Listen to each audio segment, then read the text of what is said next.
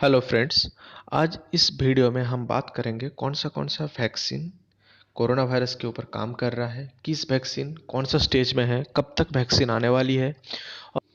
और ये जो पेंडेमिक है कोरोना वायरस, इससे बचने के लिए एक ही चीज़ है वैक्सीन। तो इसके ऊपर ही पूरी दुनिया इस चीज़ के ऊपर देख रहा है। तो आज हम बात करेंगे ये जो ऑक्सफोर्ड यूनिवर्सिटी का जो वैक्सीन है वो कब तक आएगी, या भारत बायोटेक का जो वैक्सीन है वो कब तक आएगी, या जो मॉडर्ना है अमेरिका वेस्ट वो कब तक आने वाली है। ये सब चीज़ों के बारे में आज एक डिटेल स्टडी हम करने वाले हैं। तो अब हम जानेंगे कि वैक्सीन क्या है ना। वैक्सीन एक ऐसा बायोलॉजिकल प्रिपरेशन है जिसमें जिस वायरस उस वायरस या बैक्टीरिया का ही कुछ पार्ट को मार के या वीक करके, या उसी का जिस पार्ट की वजह से हमारा बीमारी हो रहा है उसी को इंजेक्ट किया जाता है बॉडी के अंदर, और धीरे धीरे इम्यूनिटी तैयार किया जाता है और हमारा बॉडी के अंदर एंटीबॉडी तैयार होता है कि आगे जाके अगर उस वायरस या बैक्टीरिया का संस्पर्श में हम आते हैं, उसके टच में हम आते हैं, तो हमारा बॉडी खुद उसके खिलाफ लड़ाई करता है और हमारा कुछ नहीं होता है। यही वैक्सीन है। अब हम देखते हैं कि जो फर्स्ट वैक्सीन है वो कब प्रोड्यूस्ड हुआ था।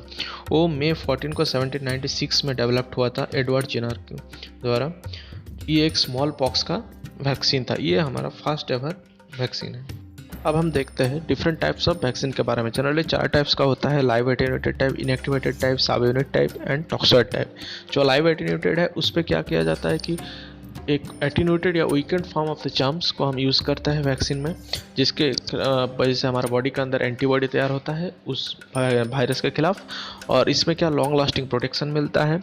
लेकिन इसका एक लिमिटेशन है कि अगर जिसके अंदर इसको प्रयोग किया जा रहा है उसके अंदर कोई और बीमारी है या कोई वीक इम्यून सिस्टम है तो इसको प्रयोग नहीं किया जाता है, बट इसमें लॉन्ग लास्टिंग प्रोटेक्शन मिलता है। अब जो इनएक्टिवेटेड टाइप है ये बहुत फेमस है। इस पर कोई साइड इफ़ेक्ट्स इसका चांसेस बहुत कम रहता है, और इस पर क्या किया जाता है, उस जाम्स को मार के उसको यूज़ किया जाता है और हमारा बॉडी के अंदर उस तरीके से एंटीबॉडी तैयार किया जाता है इसमें। लेकिन इसका एक जो डिसएडवांटेज है उस पर क्या कि इस पर लॉन्ग लास्टिंग नहीं मिलता है, हमको कुछ एक पीरियड्स के लिए मिलता है, उसके बाद फिर से इसका दूसरा डोज लेना पड़ता है।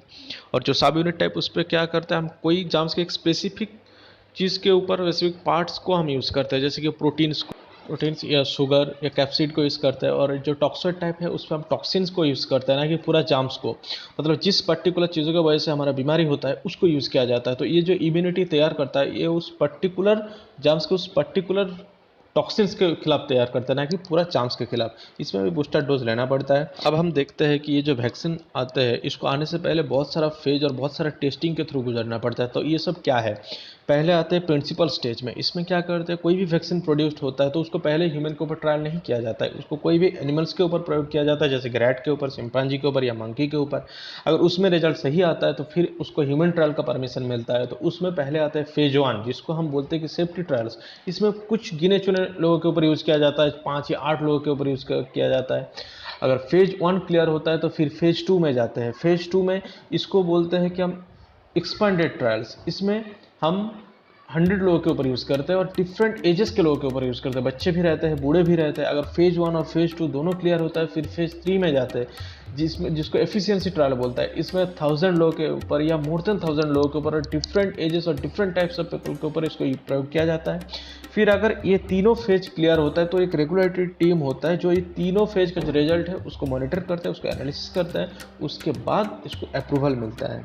तो अभी हम देखते हैं टोटल कितना वैक्सीन के ऊपर काम चल रहा है, कौन सा वैक्सीन किस फेज में है। तो एज पर न्यूयॉर्क टाइम्स का रिपोर्ट के हिसाब से 125 वैक्सीन है जो कि अभी प्री क्लिनिकल स्टेज पे है। जो फेज 1 पे है 15, फेज 2 पे है 10, फेज 3 पे है 4 और एक अप्रूवल मिला है फॉर लिमिटेड यूज़। अब आते हैं ऑक्सफोर्ड वैक्सीन। इस वैक्सीन के बारे में हर कोई सुनता है, इसके ऊपर पूरा दुनिया का जो उम्मीद है इस वैक्सीन के ऊपर है। तो इस वैक्सीन अभी क्या फेज में है, कब आने वाली है, क्या स्टेटस है इसका, इसके बारे में जानते हैं। ये एक्चुअली मेड किया है ऑस्ट्राजेनिका बोल के एक कंपनी और यूनिवर्सिटी ऑफ ऑक्सफोर्ड, दोनों ने मिलकर बनाया है। ये फेज 2 और फेज 3 दोनों स्टेज में है बोल सकते हैं। ये जो वैक्सीन है, ये जो AXCH-ADOXL इसका एक जो टेक्निकल नाम है, ये based on chimpanzee adeno virus जिसके ऊपर बेस करके ये वैक्सीन बनाया गया है। इसका फेज 2 और फेज 3 का ट्रायल हो रहा है यूके में, और फेज 3 का ट्रायल जो जुलाई में होगा वो हो रहा है ब्राज़ील में और साउथ अफ्रीका में।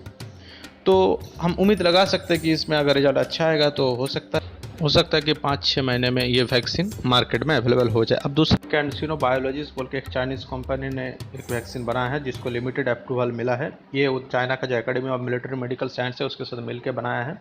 तो इसका जो फेज़ 1 का जो रिजल्ट था वो बहुत ही प्रॉमिसिंग था, लेकिन फेज़ 2 और फेज़ 3 का क्या रिजल्ट है उसका कुछ डिस्क्लोज इन लोगों ने नहीं किए। तो ये मिलिट्री उसके लिए अभी अप्रूवल किया गया है। ये दोनों ही है वायरल वेक्टर वैक्सीन, यानी वायरस को यूज़ किया गया है to deliver the corona virus genes into the cell and provoke an immune response. तो अब आते हैं भारत बायोटेक और आईसीएमआर ने मिलकर जो वैक्सीन बनाया है, कोवैक्सीन नाम है इसका। ये एक इनएक्टिवेटेड टाइप वैक्सीन है जिसमें एक इनएक्टिवेटेड रेबीज वायरस को इंजीनियर किया गया है to carry proteins from the corona virus. इसका फेज 1 और फेज 2 के लिए परमिशन मिल चुका है, तो इसका ट्रायल होने वाला है जुलाई में। और फिर दूसरा है एक Wuhan institute of biological products ने बनाया है, इसका भी फेज 3 का ट्रायल होगा। और एक सीनोवैक बायोटेक बोल के एक चाइनीज़ कंपनी है जिन्होंने वैक्सीन बनाया है जिसका जून में फेज 1 और फेज 2 का जो ट्रायल हुआ था उसका अच्छा रिजल्ट आया है, और इसका भी फेज 3 का ट्रायल होने वाला है। अब आते हैं रीपर्पस्ड वैक्सीन के ऊपर, मतलब जो वैक्सीन ऑलरेडी है कोई और एक डिजीज के खिलाफ जो यूज़ होता है उसी को फिर से यूज़ किया जा रहा है। जैसे मुड्रो चिल्ड्रंस रिसर्च इंस्टीट्यूट ने जो ट्यूबरक्यूलोसिस का वैक्सीन है उसको दोबारा इसमें यूज़ करके देख रहा है, उसका फेज 3 का ट्रायल होने वाला है। अब आते हैं दूसरा एक टाइप में जैसे नोवावैक्स, इसका भी फेज 1 और फेज 2 का ट्रायल होने वाली है। यूएस गवर्नमेंट को बहुत उम्मीद है इस वैक्सीन के ऊपर। दूसरे जो आते हैं वो है क्लोवर बायोफार्मास्यूटिकल्स और ब्रिटिश डाक मेकर जीएसके और डायनावैक्स ने मिलकर बनाया है, इसका भी फेज 1 का ट्रायल होने वाली है। और तीसरे में है वैक्साइन बोल के एक ऑस्ट्रेलियन कंपनी ने बना है। ये जो तीनों हैं ये प्रोटीन बेस्ड वैक्सीन है, यानी साबिवनेट टाइप का है। अब आते हैं एक दूसरे प्रकार के वैक्सीन के ऊपर जो है मॉडरेना। ये एक डीएनए बेस्ड वैक्सीन है, इसका जो फेज 1 का ट्रायल हुआ था वो 8 लोगों के ऊपर हुआ था।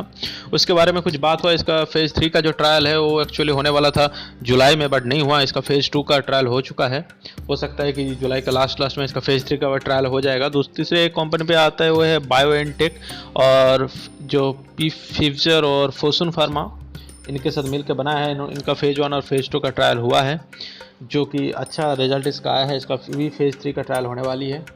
और तीसरा एक आता है जो इंडियन एक कंपनी है जाइडस कैडिला बोल के, इसका भी एक डीएनए बेस्ड वैक्सीन उन्होंने भी तैयार किया है, इसको भी परमिशन मिला है ह्यूमन ट्रायल के लिए। जो वो वैक्सीन के बाद ये है दूसरा इंडियन वैक्सीन।